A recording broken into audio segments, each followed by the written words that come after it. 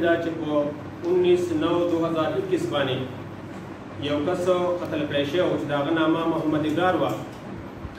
څنګه چې زموږ مقامي پولیس ته اطلاع میلاو شوه، زموږ ایس او صاحب زه زموږ نور عمله فورن موقع ته لاړو. په یو پي زیډ ګاډي کې ناشبود چې وروسته بیا د هغه ورور راغی او د هغه شناخت یې وکړو چې دا زما ورور دی او رپورټ یې وکړو. د هغه د ورور په رپورټ باندې د نامعلوم ملزم خلاف مقدمه درج شوه. چونکې دا یو دلخراش واقعه وه، په علاقه کې د دې یو منفي تاثر د پیلاوېدو خدشه وه.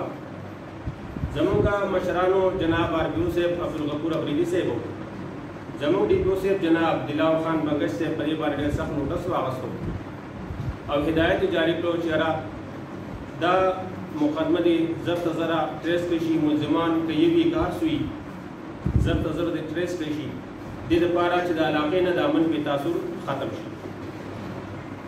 په دغه سلسله کې زموږ پولیسو خپله کاروایي وکړه.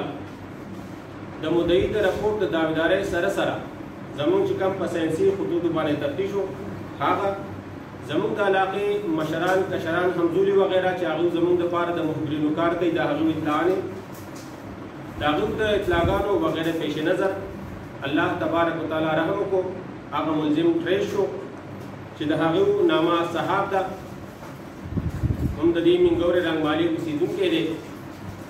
هغه زموږ سره په دې مقدمه کې گرفتار دی. د هغه په نشاندهۍ باندې کوم چې هغه د دې مقتول نه د جیب نه پیسې اخیستې وې چې د وینې څخه دي چې 38,430 روپۍ دي، هغه هم برآمد شوي دي.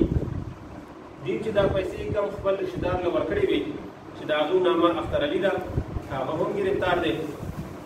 په دې مقدمه کې تفتیش شروع دی. انشاءالله نور چې څوم څه حقایق مخې ته راځي او موږ ستاسو د وړاندې تاسو ته پیش کوو. د دې وجه عناد بنیادي طور په پیسې وې سوې د کوټې په وضاحت کوي کنه. فلحال د ابتدایي سرسري انټاروګیشن او سرسري تفتیش نه دا خبره موږ ته معلومه شوې ده چې دا دواړه په خپلو کې ملګري بیا د دوی په منځ کې اختلافات راغله او خبره دې نوعیت ته دې نوبت ته ورسېده چې د قتل وقوع پکې رونما شوه. چونکې په دې مقدمه کې تفتیش شروع دی. انشاءالله نور که څه مخته نور څه حقایق مخې رالو هغه بیا موږ ستاسو د نظره تېرو.